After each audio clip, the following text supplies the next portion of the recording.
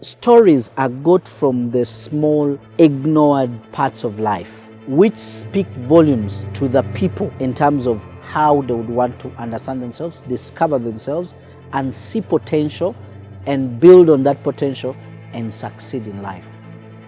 I have been able to shape my narrative or shift my perspective from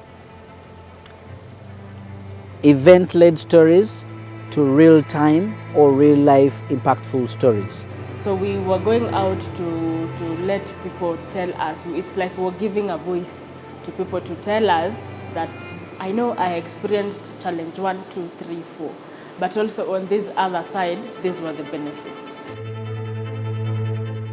The skew for this project was that it was stories of hope. The project reached out to various media houses, whether they were legacy media houses, community-based media organizations, online media organizations, and said, here are stories, here is content specifically around COVID-19, specific to Eastern Africa, especially Kenya and Uganda. So it was really important for journalists from this part of the world to be able to tell the stories in the local language, in the local context, and speak to really what was happening on the ground and speak to a really granular impact. So I think the Stories of Hope project has been really brilliant. It's helping young aspiring journalists to hone their skills and really build their careers at a time when unemployment has been rife. I also love the fact that it's all focused around telling positive stories and stories of hope, particularly at a time when these have been few and far between in the media.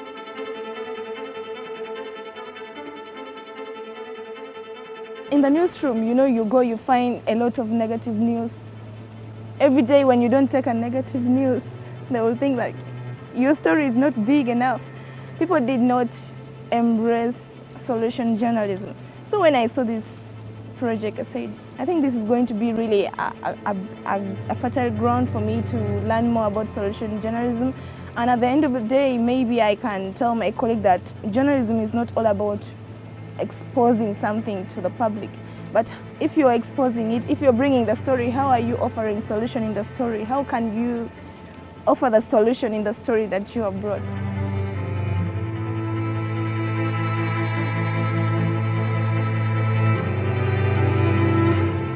I have been able to learn, and I've done outputs in these formats that I didn't know how to do before. Like, I have produced a story on social media. I have produced a story in, what is it called? The audio, yes, podcasting. I have produced a story in video, but still online and digital processes. I produced a story using mobile journalism techniques, and that is a success. I had no such portfolio before this project. Yet I was a trained journalist, but I had no such portfolio. But now I have a portfolio. The one that I can say was impactful is the story on the media drift. We are no longer into that traditional aspect of media. The whole industry is shifting to the digital era. And that alone has come with a lot of impact in the industry. It has caused more tears to journalists that were not prepared for it. I remember working on that story, and I had to interview some of my colleagues, senior guys in the industry, and I didn't expect that such a thing can happen to them, because they admit that they were not prepared for it. Yeah, when we undertook the needs survey, we were expecting to hear, that these journalists want in-depth reporting skills on health reporting, especially given the nature of the project. But what we found instead was that they were more interested in multimedia digital storytelling skills, and they wanted to somehow merge that with the health reporting skills that they had already gathered being experienced journalists over the last few years. So when we did the needs analysis, we found that data journalism, mobile journalism were areas of priority, and we needed to now design a training program that intersected health reporting and maybe health data with these new skills like data journalism. For me, I would say my background in journalism is radio and print. But for TV, I've never participated before. And this is a new skill which I acquired during this training season, like editing videos, recording videos. And for your information, during this training, this was the first time for me to produce a video, and also using a simple gadget like phone. I have applied the skills I acquired in my day-to-day life, because my life revolves around storytelling. So through this project, I have even shared the skills with other journalists, with my fellow colleagues who are not part of this project.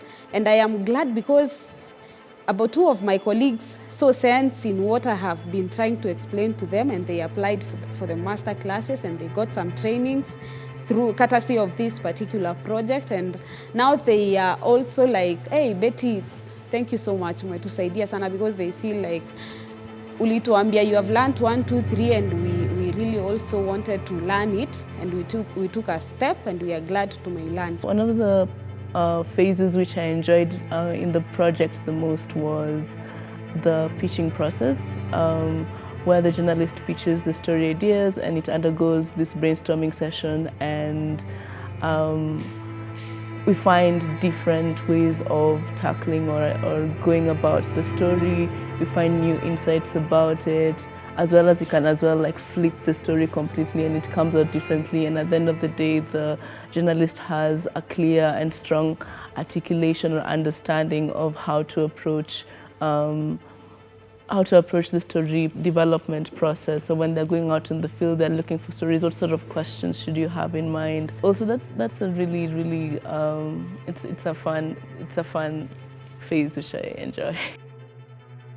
And projects like this, grants like this, provide people with the ability to understand that the work that they do, even if it is starting out, is important, has value, and has a place in the work environment in a world that is continuously disrupted. Not only have we trained 18 field journalists, 9 from Kenya, 9 from Uganda, over the course of the project life, but we also saved money from the project, enabling us to train over 150 non-field journalists, but journalists associated with the project. As the Stories of Hope project draws to a close, it would be remiss not to say a big thank you to our funders, the European Union, and to AKF, Aga Khan Foundation, for the support that they have shown for the duration of this project. The ease and adaptation that both AKF and the EU gave us has allowed us to create a much larger impact than we had previously expected.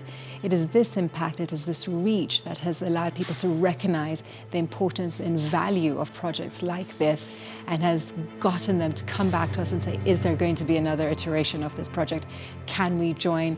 Is there any way I can contribute? And this was the reason when we had our masterclasses that said, okay, let's create some sort of format where people who attend the masterclasses can also use the skills that they've learned to create stories. So the need for money is there, but it is also the people are interested in showing off the skills that they have learned in the trainings that they receive. So thank you to our funders, thank you to all our partners. It has been a pleasure working with you, and we really do hope another iteration of this project will be forthcoming.